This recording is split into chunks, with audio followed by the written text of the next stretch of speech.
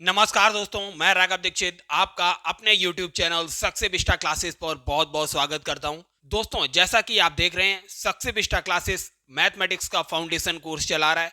इसमें दोस्तों हमने बहुत सारी लेक्चर कवर किए हैं ऑलरेडी। अगर आपने अभी तक वो लेक्चर नहीं देखे तो डिस्क्रिप्शन बॉक्स में हमने लिंक दिया है, वहां जाकर आप सारे लेक्चर देख सकते हैं। दोस्तों, हमारा परसेंटेज चल रहा है, ये पार्ट 4 है परसेंटेज का। इससे पहले 3 पार्ट ऑलरेडी कवर हो चुके हैं। अगर आपने नहीं देखे हैं तो उनको भी आप देख सकते हैं।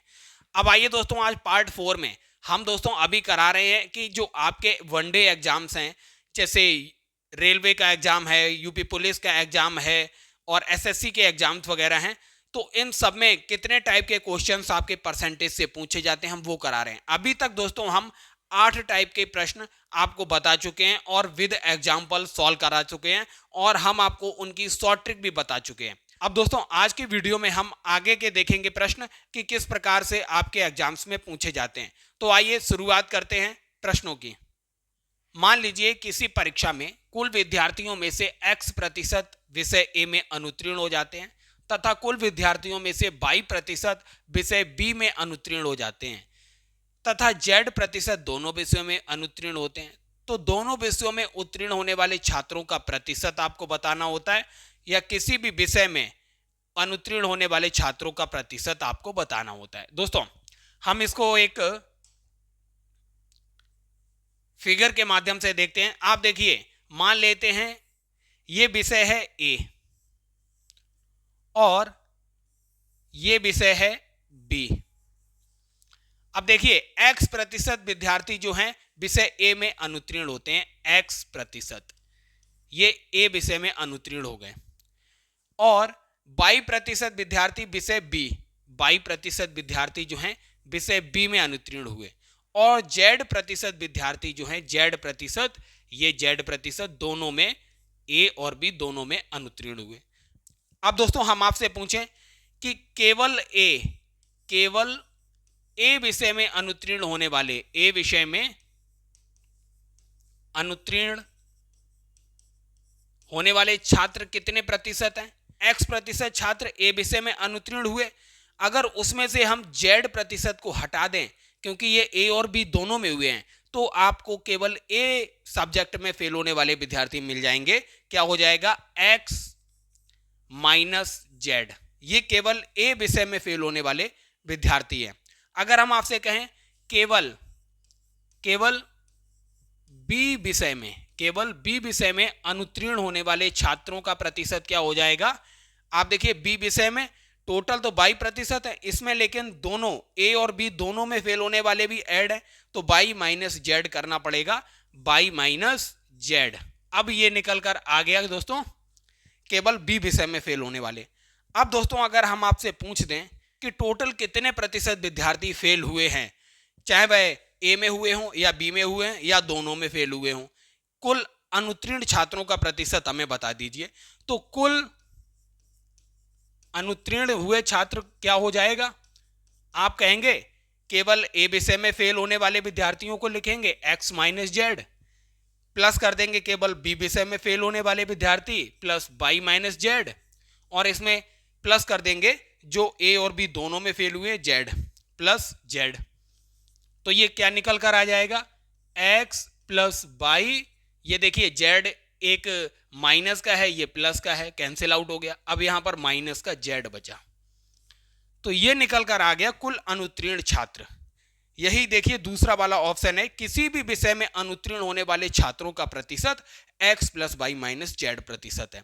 ये अनुत्तीर्ण होने वाले विद्यार्थी हैं टोटल, ऐसे निकल के आया था। ये वाला जो डाटा आता है x plus by minus Z. कई विद्यार्थी तो पूछते हैं कि x% जो है ए में फेल होते हैं, y% बी में फेल होते हैं और Z% दोनों में फेल होते हैं, तो यहां पर माइनस कैसे आता है? x plus by minus Z क्यों होता है? तो इस तरीके से होता है x plus by minus Z, क्योंकि आपको ये चीज कंफर्म नहीं होती है, क्योंकि ये जेड वाला डाटा जो है ये 2 बार कैलकुलेट हो जाता है, ए के साथ भी हो जाता है, बी के साथ भी हो जाता है और दोनों वाले में भी हो जाता है। तो इस वजह से ये प्रॉब्लम करता है, इसलिए स्टूडेंट समझ नहीं पाते। अब दोस्तों, हम उम्मीद करते हैं कि अब आपको समझ में आया होगा कुल अनुत्तीर्ण होने वाले छात्र x plus by minus Z प्रतिशत ऐसे आता है। अब ये कुल अनुत्तीर्ण छात्र हैं, तो कुल उत्तीर्ण होने वाले छात्र कितने होंगे, कुल उत्तीर्ण छात्र कितने होंगे, उत्तीर्ण।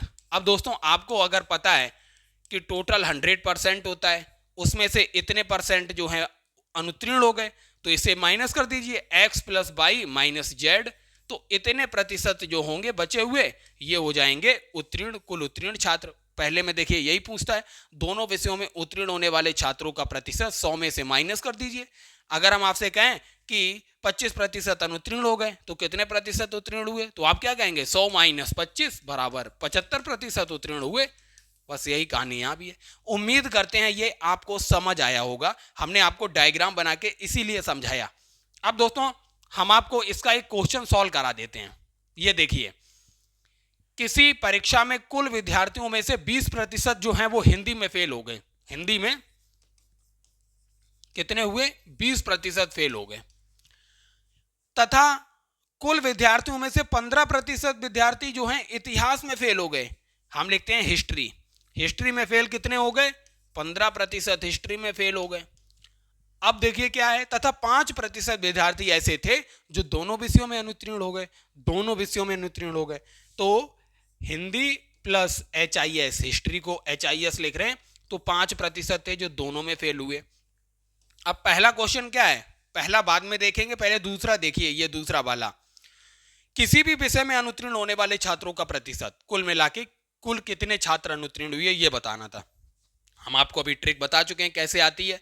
आप देखिए, जितने हिंदी में फेल हुए वो लिखिए, प्लस जितने हिस्ट्री में फेल हुए वो लिखिए, और माइनस करिए जितने दोनों में फेल हुए। तो 20 और 15 35 में से 5 गया, 30% विद्यार्थी जो थे टोटल अनुत्तीर्ण हुए।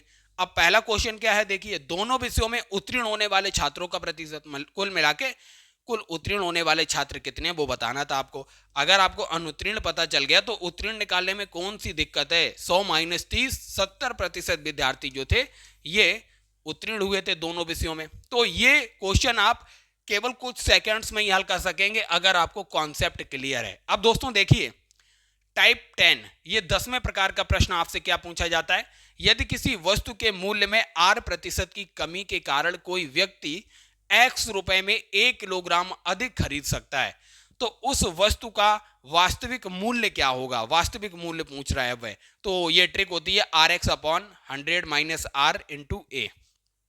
हम आपको ये बताते हैं ये आती कैसे है।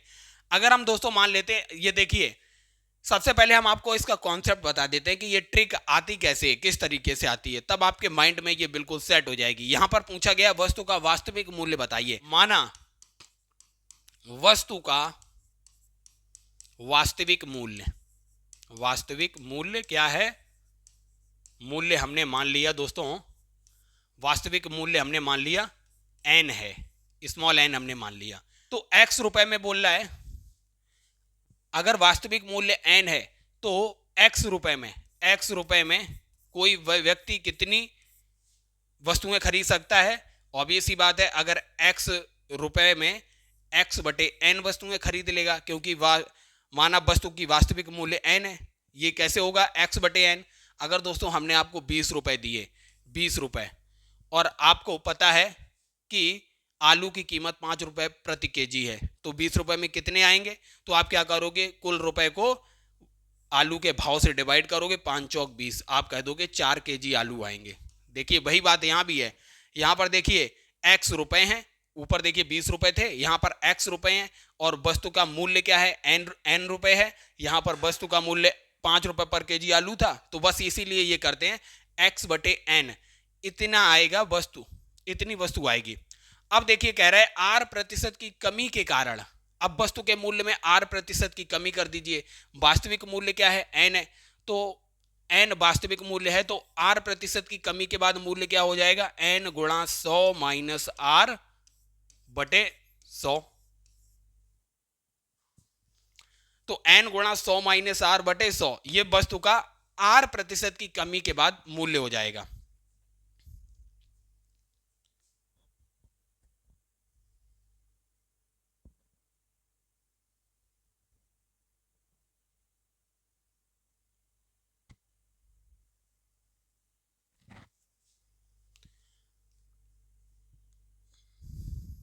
अब जो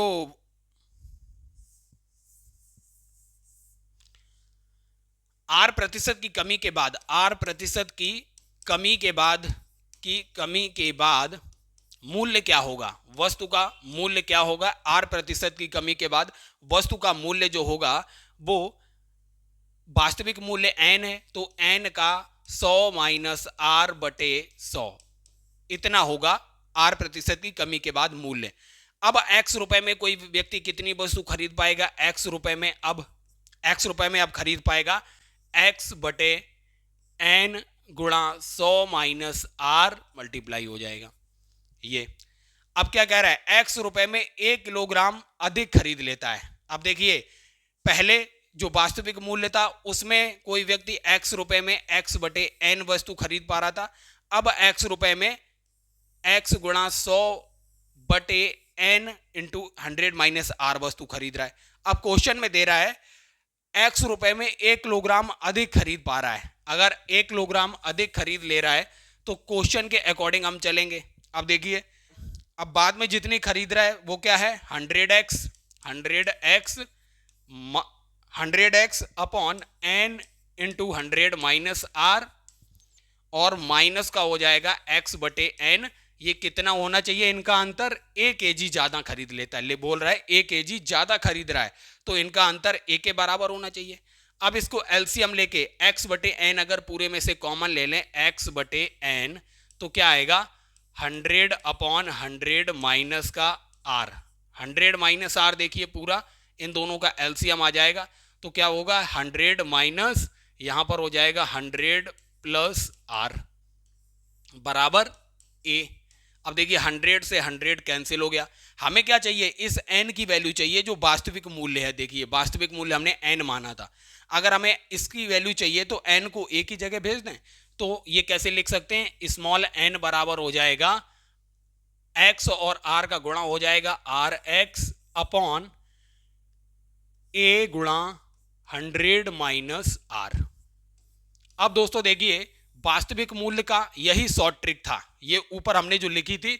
यदि किसी वस्तु के मूल्य में आर प्रतिशत की कमी के कारण कोई व्यक्ति एक्स रुपए में 1 किलोग्राम अधिक वस्तु खरीदता है तो उस वस्तु का वास्तविक मूल्य आर एक्स बटे 100 माइनस आर इंटू ए, यही आया आर एक्स बटे ए गुणा 100 माइनस आर। कुल मिलाकर दोस्तों हमने किया गया है, माना वस्तु का वास्तविक मूल्य एन रुपए पर केजी माना था और एक्स रुपए में अगर वस्तु का मूल्य n रुपए पर केजी है तो x रुपए में इतनी वस्तु आएगी, x बटे n केजी वस्तु आएगी। r प्रतिशत की कमी के बाद मूल्य क्या हो जाएगा, जो वास्तविक मूल्य है उसका 100 माइनस r बटे 100, इतना प्रतिशत हमने निकाल दिया। तो इतना r प्रतिशत की कमी के बाद मूल्य हो गया। r प्रतिशत की कमी के बाद x रुपए में कोई कितनी वस्तु खरीद रहा है, x बटे ये वाला मूल्य, x बटे हमने ये मूल्य किया। अब क्वेश्चन में दिया था कि x रुपए में 1 किलोग्राम ज्यादा खरीद पाता है r प्रतिशत की कमी के कारण, तो बस हमने वही कर दिया।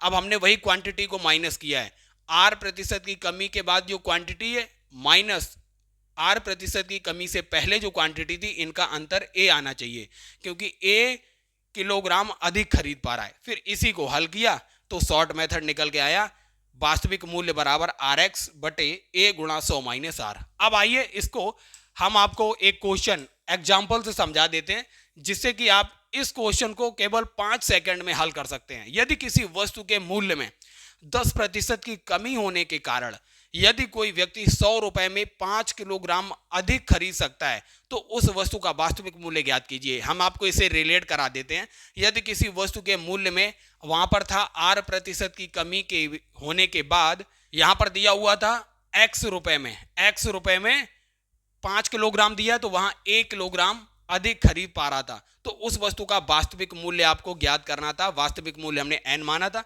अब बस शॉर्ट ट्रिक क्या थी हमारी, rx अपॉन a गुणा 100 माइनस r, यही तो हमारी शॉर्ट ट्रिक थी। बस रख दीजिए यहाँ पर स्मॉल r की वैल्यू क्या है, 10% की कमी हुई गुणा x की वैल्यू क्या है 100 रुपए बटे a की वैल्यू क्या है यहाँ पर a मतलब 5 किलोग्राम अधिक खरीद रहा है, 5 गुणा 100 माइनस r की वैल्यू है 10। इसे हल करेंगे आपको आंसर क्या मिलेगा, ऊपर होगा 1000 बटे नीचे हो जाएगा 5 गुणा 90। इसको हल करने पर 5 दूनी 10 तो ये आएगा 20 बटे 9 अर्थात दो बटे 9 रुपए पर केजी ये वस्तु का वास्तविक मूल्य था। अब आइए दोस्तों देखिए, ये अगले प्रकार का प्रश्न आपसे पूछा जाता है। यदि किसी चुनाव में दो उम्मीदवार चुनाव लड़ते हैं और एक उम्मीदवार को कुल डाले गए वोटों का x% मिलता है और फिर भी वह 22 वोटों से चुनाव हार जाता है, तो कुल डाले गए वोटों की संख्या क्या थी? अब दोस्तों हमने माना कुल डाले गए वोटों की संख्या जो थी वो n थी। कुल डाले गए वोटों की संख्या हमने मान ली n थी, माना, ठीक है, माना कुल डाले गए वोटों की संख्या n थी। अब देखिए टोटल डाले गए वोटों की संख्या अगर n है तो पहले कैंडिडेट को बोल रहा है x% वोट मिला x%, तो n का x% वोट मिला, फिर भी वह चुनाव 22 वोटों से हार जाता है। 22 वोट से हारने का मतलब हो गया अगर इसमें 22 वोट जोड़ दें तो वह चुनाव जीत जाता। इतने उसे मिले और 22 से हार गया तो इतने मिले प्लस ये जो इसका अपोजिशन में खड़ा हुआ होगा उसे कितने वोट मिले होंगे? अगर इसे x% मिले हैं तो उसको 100 - x% मिले होंगे। 100 - x% कितने वोटों का? जितने टोटल वोट है n का, ये इसके बराबर होना चाहिए था। मतलब जैसे जितने मिले और प्लस जितने से हार गया बराबर अपोजिशन वाले कैंडिडेट को मिले वोट। अब दोस्तों इसे हल करेंगे तो आपको कुल डाले गए वोटों की संख्या मिल जाएगी। अब देखिए क्या हो जाएगा। अब ये अगर nx/100 को उधर लेके जाएंगे तो y बराबर हो जाएगा, इसे हल कीजिए, 100n माइनस का nx हो जाएगा, अंदर मल्टीप्लाई किया अपॉन 100 माइनस ये उधर जाएगा तो nx/100। अब दोस्तों इसे हल करेंगे, क्या आएगा? हल करने पर आएगा y बराबर एलसीएम आएगा 100, देखिए एलसीएम आ जाएगा तो इधर बचेगा 100n माइनस का nx माइनस का nx बटे ये हो जाएगा 100। अब ये देखिए अब क्या हो जाएगा, अब हमें निकालना है n की वैल्यू। n को पूरे में से कॉमन ले लें तो 100 का इधर मल्टीप्लाई हो जाएगा, 100 गुणा y बराबर ये हो जाएगा 100 माइनस 2x, 100 माइनस का 2x हो जाएगा, nx 2nx हो जाएगा, n कॉमन आ गया इधर बाहर। अब तो हमें कुल डाले गए वोटों की संख्या क्या हो जाएगी? 100 गुणा y बटे 100 माइनस 2x। यही हमारी शॉर्ट ट्रिक होती है। ये सबकी वैल्यू आपको दी होती है। यदि किसी चुनाव में दो उम्मीदवार चुनाव लड़ते हैं और एक उम्मीदवार को कुल डाले गए वोटों का x% मिलता है, x की वैल्यू मिल गई, और वह 22 वोटों से हार जाता है, y की भी वैल्यू मिल जाएगी आपको यहां से, तो कुल डाले गए वोट n की वैल्यू आपको इस ट्रिक से मिल जाएगी, 100 गुणा y बटे 100 माइनस 2x। इसे एक एग्जाम्पल से हल करके हम आपको दिखा देते हैं। ये देखिए अब दोस्तों ये वाला क्वेश्चन जो है, ये क्वेश्चन एसएससी सीजीएल में पूछा जा चुका है। यदि किसी चुनाव में दो उम्मीदवार चुनाव लड़ते हैं और एक उम्मीदवार को कुल डाले गए वोटों का 30% वोट मिलता है और फिर भी वह 500 वोटों से हार जाता है, तो कुल डाले गए वोटों की संख्या, आपको पता है कुल डाले गए वोटों की संख्या की ट्रिक क्या थी? 100 गुणा y बटे 100 माइनस का 2x। x और y की वैल्यू आपको दी गई है, कितना है? x% वोट डालता है और 22 वोटों से हार जाता है, बस रख दीजिए, क्या हो जाएगा? 100 गुणा y की जगह आ जाएगा 500 बटे यहां हो जाएगा 100 माइनस 30 दूनी 60, ये हो गया 40। क्या हो जाएगा? 100 गुणा 500 बटे हो जाएगा 40। 40 से आप ये 0 से कैंसिल हुआ तो ये 25 बार जाएगा, 25 पंजे हो जाएगा 125, तो 1250 टोटल वोट पड़े हैं, 1250। इतनी आसानी से इस टाइप के क्वेश्चन आप हल कर सकते हैं।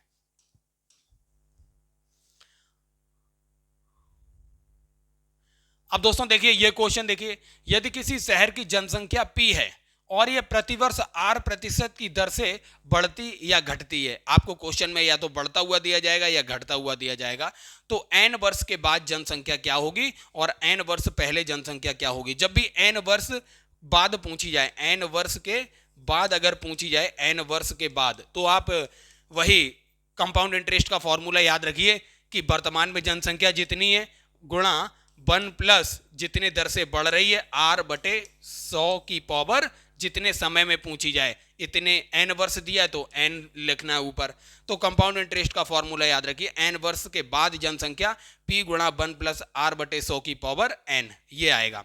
अगर n वर्ष पहले पूछ लिया जाए, n वर्ष पहले पूछ लिया जाए, n वर्ष पहले, तो ये हो जाएगा p बटे हो जाएगा। यही चीज यहाँ पर बाद में गुणा होती है और पहले में डिवाइड हो जाती है, 1 प्लस आर बटे 100 की पावर n। अब दोस्तों ये तो बढ़ने की बात थी। यदि किसी शहर की जनसंख्या p है और ये प्रतिवर्ष r% की दर से बढ़ती है तो ये होगा। अगर यहाँ पर आ जाए घटती है तो घटती के लिए कोई बड़ा चेंज नहीं करना है, आपको यहाँ प्लस की जगह माइनस लगाना है, यहाँ प्लस की जगह माइनस कर देना है।